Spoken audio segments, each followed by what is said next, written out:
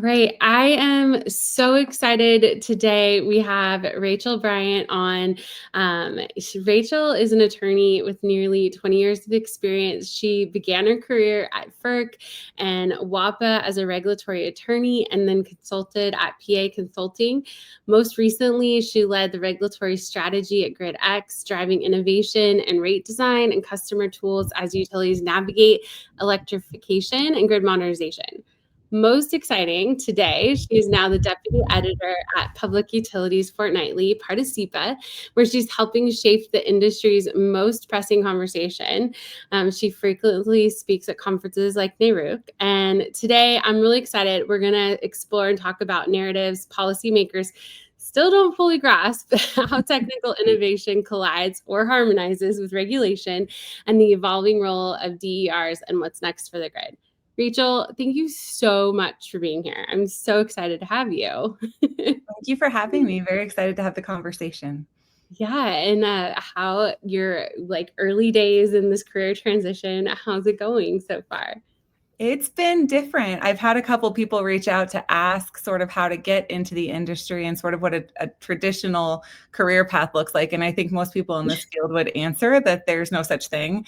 So I got my start actually as an engineer. I went to school. I was told I was good at math and science and didn't even know what an engineer was. So when I had went for it, but I got a degree from University of Colorado at Boulder, which was great, very close to home, which I liked, but worked in oil and gas in Houston, which gave me a pretty strong appreciation for kind of the nuances that you don't see, certainly as a 22-year-old, but definitely still throughout my career, and an appreciation for a lot of our kind of original infrastructure within the United States and all the different things that go into the regulatory side.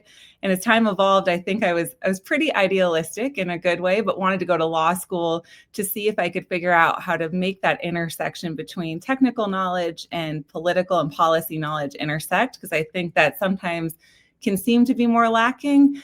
And so I was delighted with law school. I mean, it was as good as could be expected, right? I think there's a trauma bond that lawyers share, which I'm comfortable saying. But after graduating from law school, I got my job at FERC. And so FERC was this great opportunity. It's one of my favorite jobs that I've ever had. And I worked in the Office of General Counsel under David Morinoff at the time, who's one of my favorite human beings. But I was in Energy Markets West. I started out with Wellinghoff as the chairman, which was interesting, and then watched it evolve throughout my years there.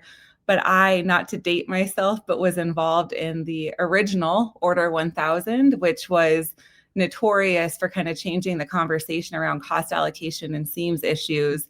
And it was very evident early on that engineers and lawyers and policymakers all have a very necessary seat at the table. So I'm delighted that sort of it's all come to fruition here, that hopefully in this new role, I'll be able to kind of use everything to give a nice pulse point of our industry.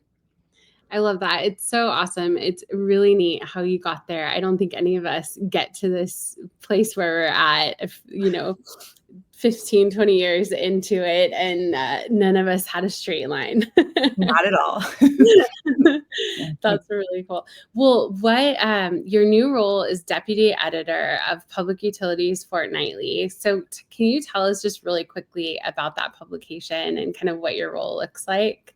Well, I absolutely will. And for levity, I have a child. I have a 12-year-old son and a 10-year-old little girl. And my son lost his mind because he actually thought that I would be working for Fortnite. So he is absolutely crushed to find out that that's not actually happening. And this is actually still in my boring industry. But I heard about this job through my network, and then also had been familiar with Sherry taking over as CEO of SEPA. And then SEPA actually had acquired PUF the beginning of this year. So I've been following SEPA and sort of what they've said about the magazine, as well as getting more familiar with Steve Mitnick, who is the current editor-in-chief of PUF, and seeing how the two are interacting and how these kind of two things could come together to give a really nice idea of what's going on in the industry. And so I've been following it for a while. And this particular role to me is so great because I get to learn from Steve Mitnick, who is a pretty legendary name within our community, professional and personal. And so it's wonderful to get to learn from him. And then also try to incorporate a lot of what what SEPA is interested in, but while remaining, and this is sort of the most important part, keeping PUF neutral. And I think that the energy industry is the best, I mean, I'm biased, but is the best industry to be in because there's room for everyone at the table, regardless of what you believe or what you want. We all want the lights to go on. We all have families at home that are relying on an essential service. And so I think the more people we can bring together to collaborate and work on that, the better off we'll all be. And so to me, this magazine and getting to be the editor of it and help with content allows us to show all the great work that people are doing all across the United States and beyond, and hopefully give people a lot of hope and optimism about where the industry is headed.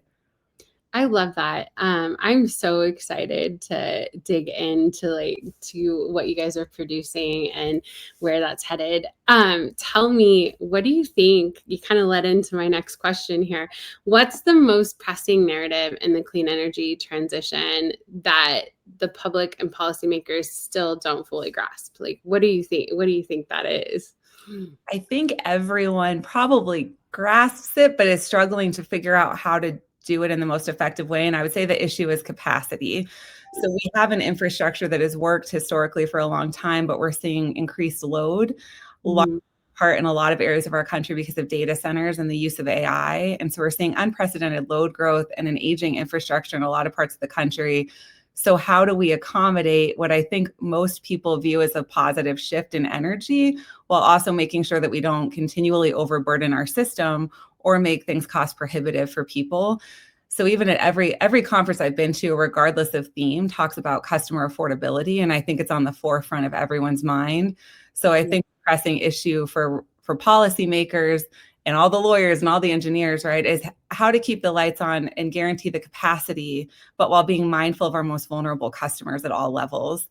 And I'll just say on a personal level, I was raised in a very low income household where energy was a huge cost to my family. And I think a lot of people do realize that. And so it's figuring out how to protect your most vulnerable while also knowing that everyone needs this. And so it's quite the challenge, but I think we're up for it, right? Yeah.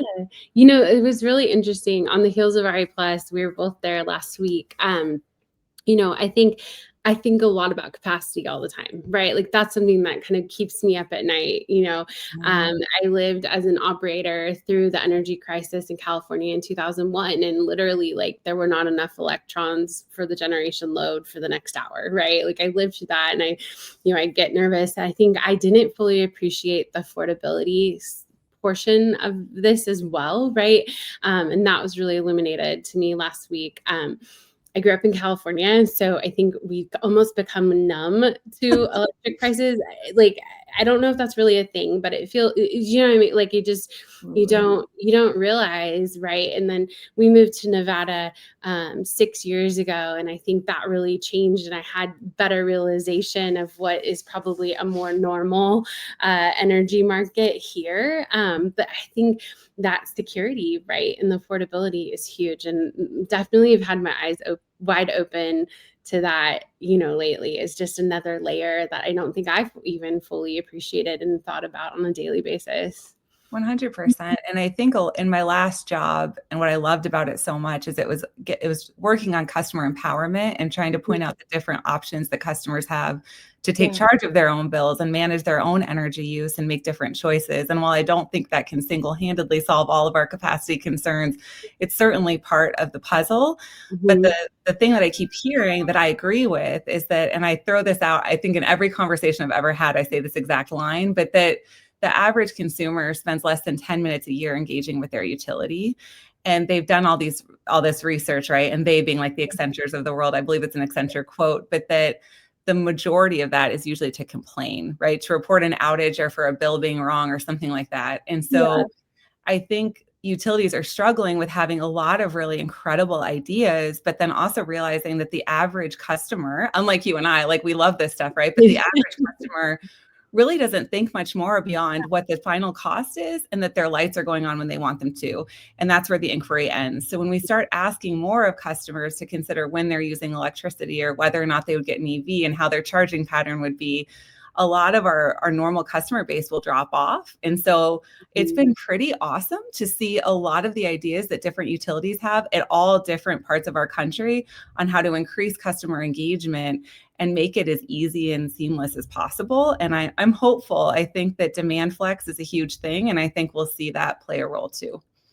I love that. I think I definitely feel like I see that even with my group of friends, right? Like most people like don't understand what I do day to day, but like as things slowly start to like creep in and people are starting to get smarter and better understanding, it's really interesting. I think like your day-to-day consume kind of your just normal consumer is starting to be more smart about these things and understand it. And it's cool. It's definitely neat to see that. One day it'll be cool enough that I'll get invited to career day, right? But not right? yet. Yeah. So I have yet, but I'm holding out. I love it.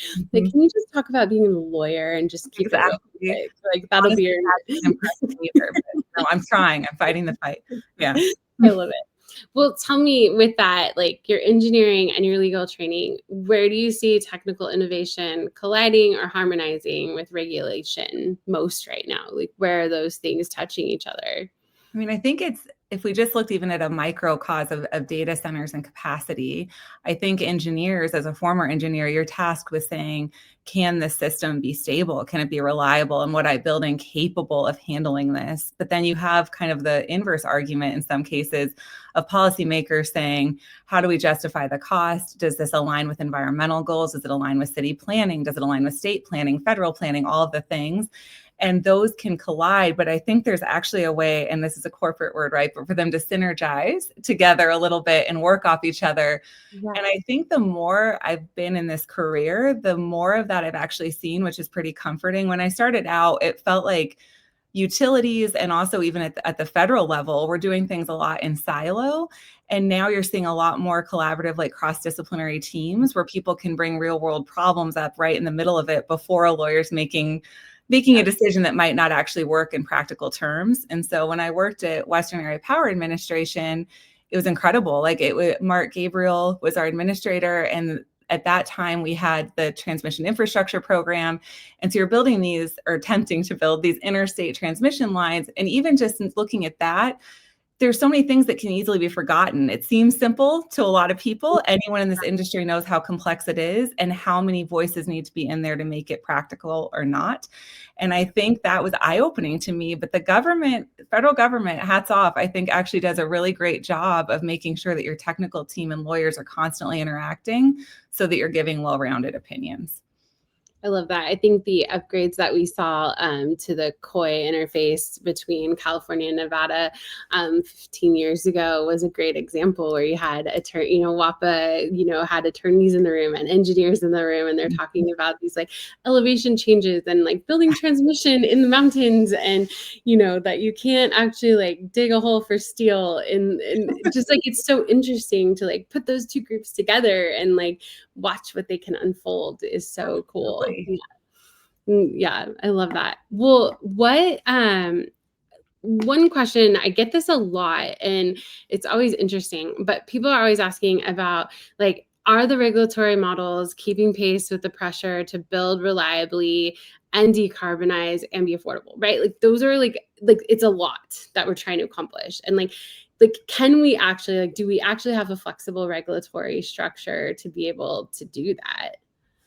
What do you think? And I'm biased, but for my career to matter, I must say yes, right? Of course we can do that. And we have so many brilliant people in this industry and so many brilliant ideas. And so I think the common misconception that I feel myself thinking is that maybe there'll be this magical one size fits all that will fix our whole country, right? And everything will work and capacity won't be an issue. And I do think that is unrealistic. I think every part of the country has its own unique needs and priorities. And that's why we have state commissioners who I think are some of the most incredible policymakers we have in the country, and with a lot of control actually in how these things can get done and how we can work together.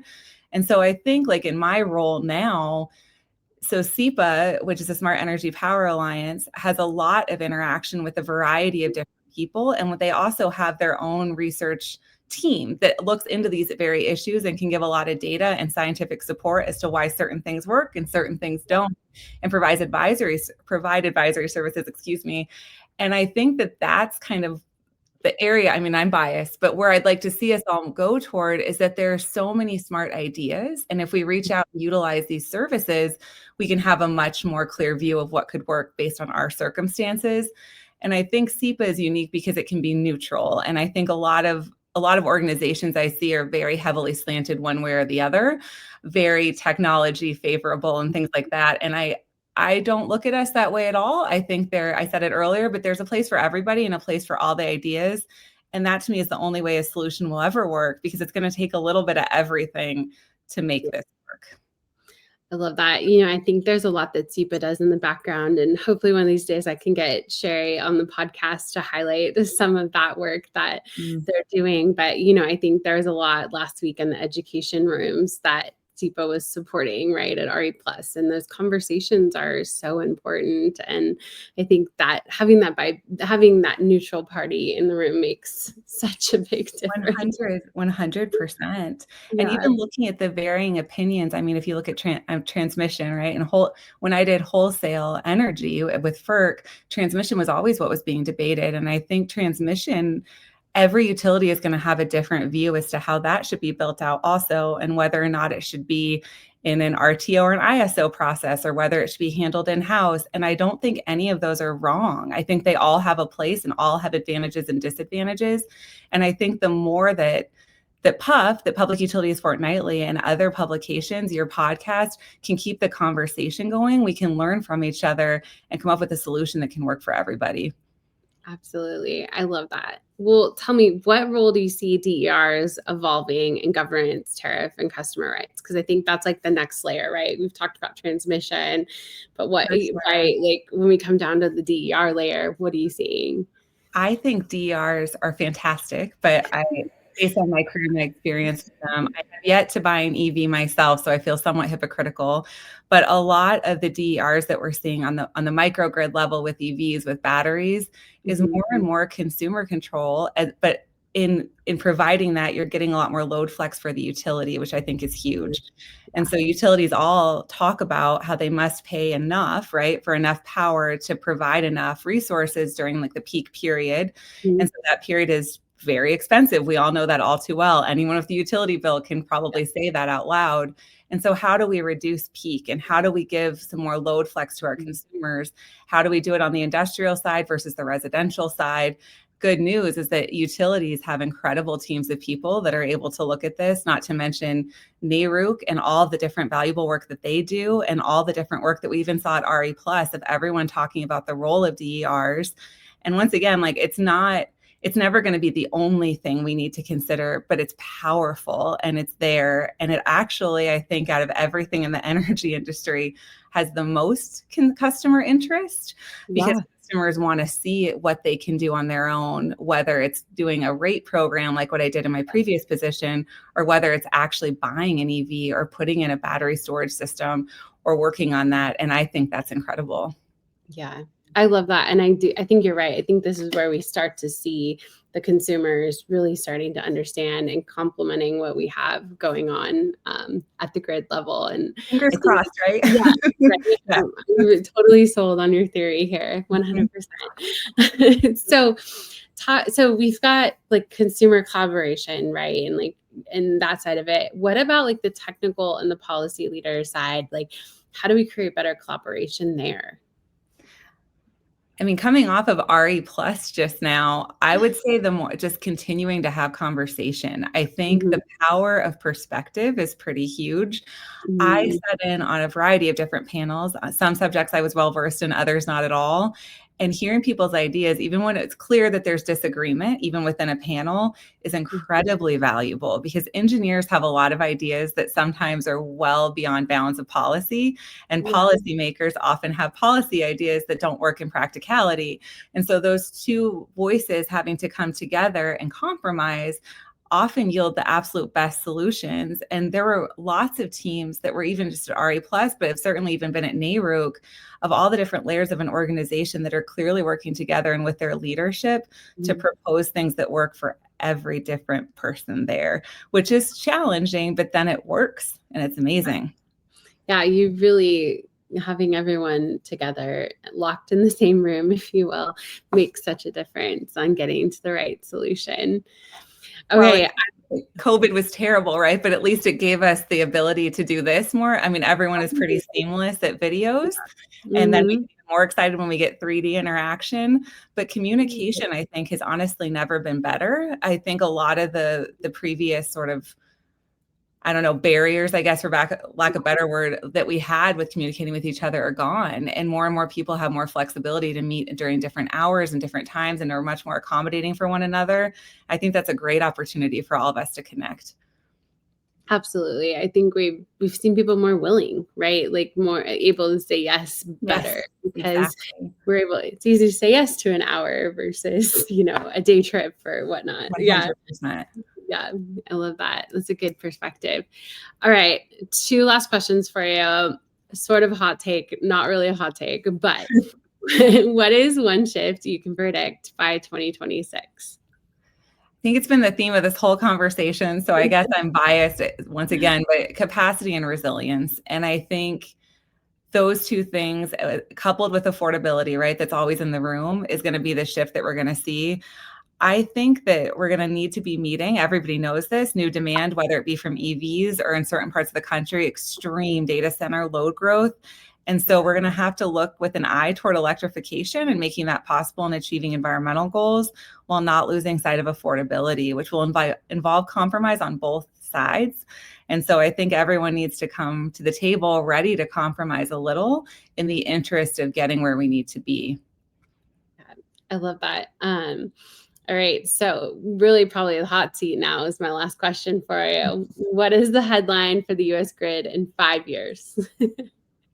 I thought about, like, when I think about that, I want to be able to say something witty so desperately, but it's not that witty. But I had it written down because I thought about this, how collaboration basically can power a grid. And I'm sure I wish I could throw in like a Taylor Swift reference or something to get my kids to think of, right? But the 10-minute version. But I feel like it's time for us to admit, and I think everyone is on board with this now, it's not about one technology, it's not about one rate design, it's not about one market, it's not about one utility, it's about how we all are going to work together. And I think the power of this, pun sort of intended, right, is that you have organizations like SEPA and like others that are trying to give unbiased views of what's going on so that you can quickly and easily tell what matters to people and what the pulse point is and engage in really helpful conversations. So I'm hopeful that this magazine will continue to be a nice forum for all of that discussion. And I would love to hear from people that are doing cool things and would love to be featured and how they're working with utilities to shift this toward a more sustainable future. I love that. That's such a good perspective. And I am hopeful with you as well. And I don't think it's a pipe dream. I do think it is very much can be our reality pretty quickly here. So I hope so much.